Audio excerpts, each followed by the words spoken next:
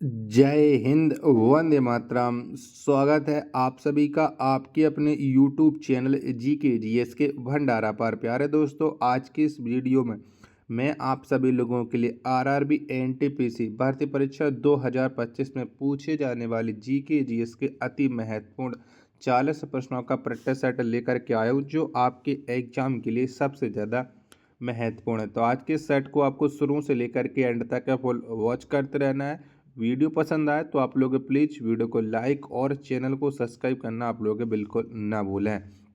तो चलिएगा फिर शुरू करते हैं। तो पहला प्रश्न आ जाता है कि बद्रीनाथ धाम किस नदी के तट पर स्थित है। तो बताओ कौन सी नदी के तट पर स्थित है बद्रीनाथ धाम। प्रश्न संख्या 1 का राइट आंसर क्या हो जाएगा। तो ये है अलकनंदा के तट पर। 1 का डी ऑप्शन राइट आंसर हो जाएगा। नेक्स्ट प्रश्न संख्या 2 है कि बांग्लादेश में गंगा को किस नाम से जाना जाता है। तो बताओ कौन से नाम से जाना जाता है। तो बांग्लादेश में गंगा नदी को जाना जाता है पद्मा के नाम से। किसके नाम से? पद्मा के। प्रश्न संख्या 2 का सी ऑप्शन राइट आंसर हो जाएगा। अगला प्रश्न संख्या 3 आ जाता है कि मरका द्वीप कहाँ स्थित है। तो बताओ कौन से सागर में ये मरका द्वीप स्थित है। प्रश्न संख्या 3 का राइट आंसर क्या हो जाएगा। तो बंगाल की खाड़ी में मरका द्वीप स्थित है। प्रश्न संख्या 3 का सी ऑप्शन एकदम इसका राइट आंसर हो जाएगा। अगला प्रश्न आ जाता है प्रश्न संख्या 4 है कि भारत का एकमात्र सक्रिय ज्वालामुखी बैरन द्वीप कहाँ स्थित है। तो बताओ कहाँ पर पड़ता है ये बैरन द्वीप। प्रश्न संख्या 4 का राइट आंसर क्या हो जाएगा। तो भारत का जो एकमात्र सक्रिय ज्वालामुखी है बैरन द्वीप, ये मध्य अंडमान में स्थित है। 4 का ए ऑप्शन राइट आंसर हो जाएगा। 5वें नंबर का प्रश्न आ जाता है कि अंडमान निकोबार द्वीप समूह की सबसे ऊंची चोटी कौन है। तो बताओ कौन सी है। तो अंडमान निकोबार द्वीप समूह की जो सबसे ऊंची चोटी हो जाती है वो हो जाती है सैडल पीक। कौन सी? Saddle peak. पिन संख्या 5 का ए ऑप्शन राइट आंसर हो जाएगा।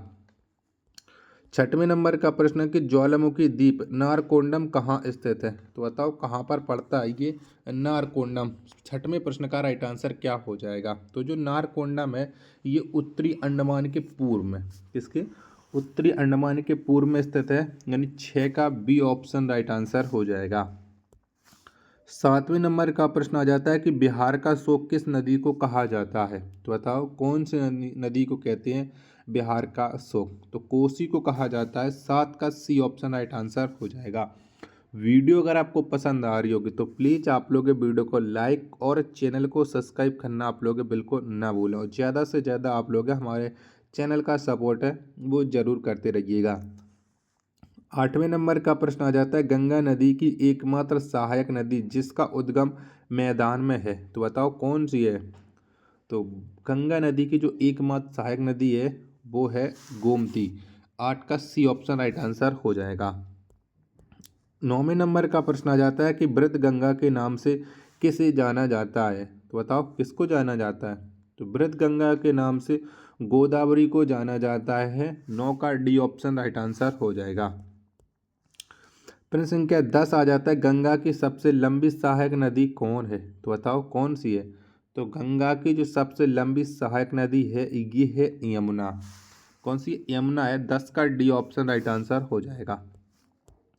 अगला प्रश्न संख्या 11 ग्रेट निकोबार को सुमात्रा से अलग करता है। तो बताओ कौन अलग करता है, कितने डिग्री चैनल अलग करता है।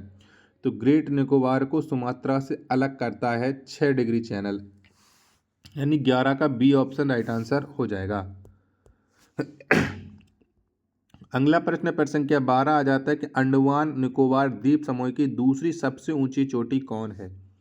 तो बताओ कौन सी है। तो अंडमान निकोबार द्वीप समूह की दूसरी सबसे ऊंची चोटी हो जाती है माउंट थूलियर पीक। 12 का डी ऑप्शन राइट आंसर हो जाएगा। 13वें नंबर का प्रश्न आ जाता है कि नर्मदा नदी किस दिशा में प्रवाहित होती है। तो बताओ कौन सी दिशा में नर्मदा नदी बहती है। प्रश्न संख्या 13 का आंसर आपको देना है।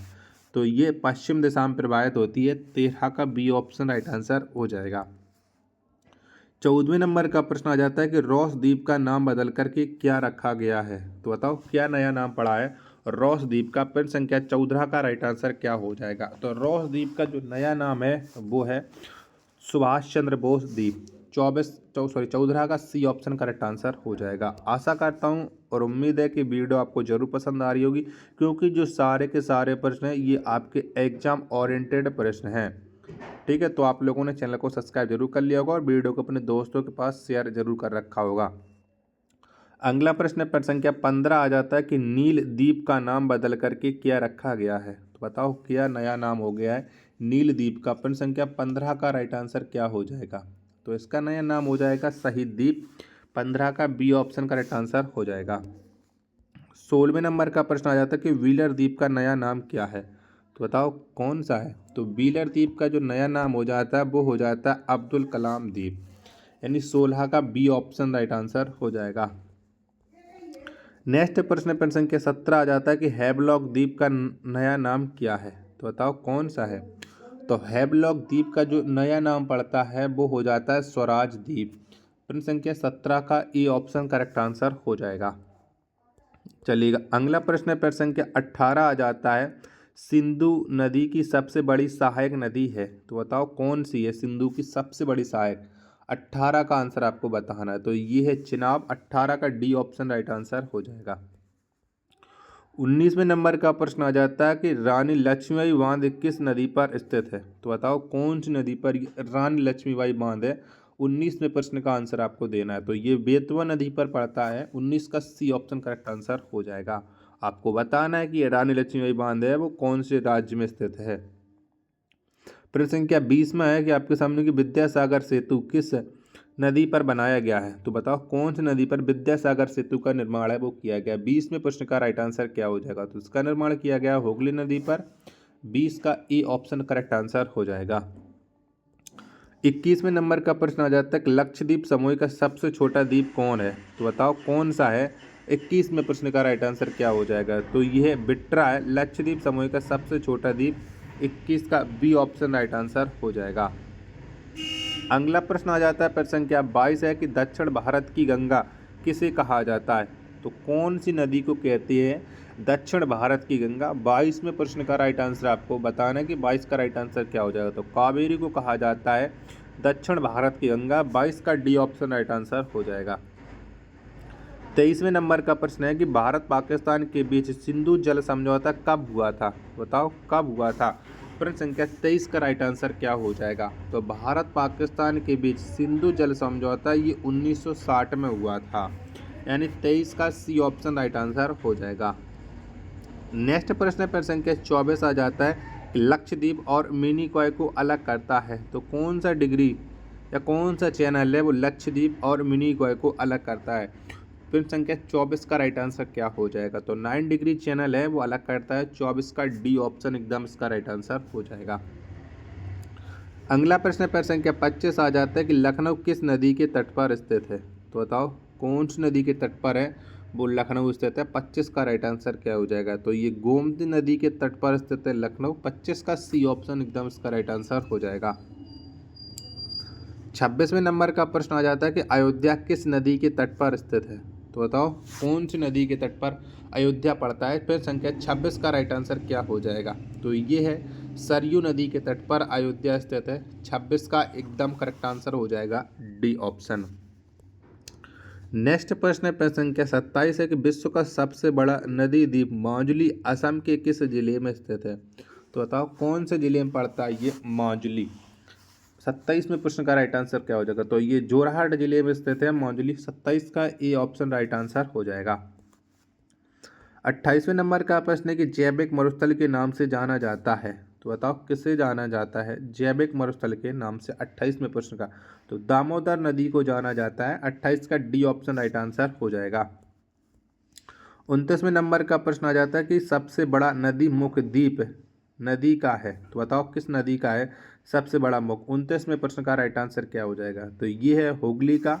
29 का डी ऑप्शन एकदम इसका करेक्ट आंसर हो जाएगा। वीडियो अगर आपको पसंद आ रही होगी तो प्लीज़ आप लोग वीडियो को लाइक और चैनल को सब्सक्राइब करना आप लोग बिल्कुल न भूलें। चलिएगा अगला प्रश्न आ जाता है प्रश्न संख्या 30 है कि भारत की कौन सी नदी भ्रंश घाटी से होकर के प्रवाहित होती है।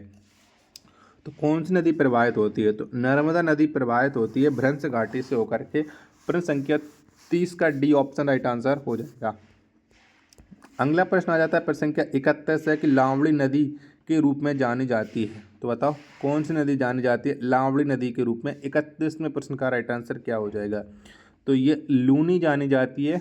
31 का डी ऑप्शन राइट आंसर हो जाएगा। 32वें नंबर का प्रश्न है कि हैदराबाद किस नदी के तट पर स्थित है? तो बताओ कौन सी नदी के तट पर हैदराबाद पड़ता है? 32वें प्रश्न का राइट आंसर क्या हो जाएगा? तो ये हैदराबाद मूसी नदी के तट पर स्थित है। 32 का बी ऑप्शन राइट आंसर हो जाएगा। 33वें नंबर का प्रश्न, उज्जैन किस नदी के तट पर स्थित है? तो बताओ कौन सी नदी के तट पर उज्जैन स्थित है? तो उज्जैन ये क्षिप्रा नदी के तट पर स्थित है। 33वें प्रश्न का डी ऑप्शन राइट आंसर हो जाएगा। अगला प्रश्न है प्रश्न संख्या 34 आ जाता है, प्रायद्वीपीय भारत की सबसे लंबी नदी कौन है? तो बताओ कौन सी है प्रायद्वीपीय भारत की सबसे लंबी नदी? 34वें प्रश्न का राइट आंसर क्या हो जाएगा? तो ये है गोदावरी। 34 का बी ऑप्शन राइट आंसर हो जाएगा।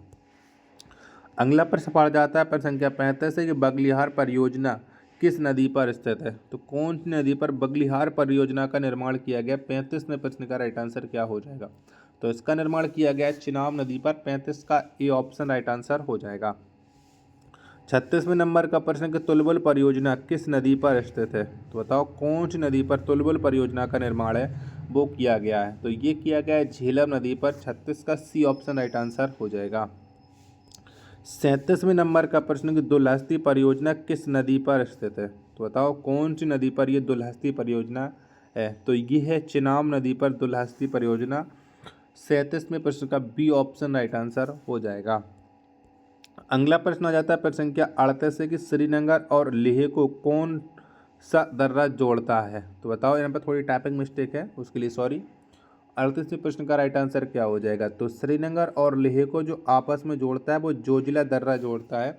38 का ए ऑप्शन करेक्ट आंसर हो जाएगा। 39वें प्रश्न आ जाता है आपके सामने कि न्यू मूर द्वीप कहाँ स्थित है? तो बताओ कहाँ पर पड़ता है ये न्यू मूर द्वीप? 39वें प्रश्न का राइट आंसर क्या हो जाएगा? तो बंगाल की खाड़ी में न्यू मूर द्वीप पड़ता है। 39 का बी ऑप्शन राइट आंसर हो जाएगा। अंतिम प्रश्न है आज के से ब्रिटिश सेट का कि गुजरात की जीवन रेखा कहलाती है। तो कौन सी नदी को गुजरात की जीवन रेखा कहा जाता है? 40वें प्रश्न का राइट आंसर आपको बताना है। तो नर्मदा नदी को कहा जाता है गुजरात की जीवन रेखा। 40 का बी ऑप्शन राइट आंसर हो जाएगा। वीडियो अगर आपको पसंद आई होगी तो प्लीज़ आप लोग वीडियो को लाइक और चैनल को सब्सक्राइब करना आप लोग बिल्कुल ना भूलें। मिलते पर अपने एक और नेक्स्ट वीडियो के साथ, तब तक के लिए धन्यवाद। जय हिंद।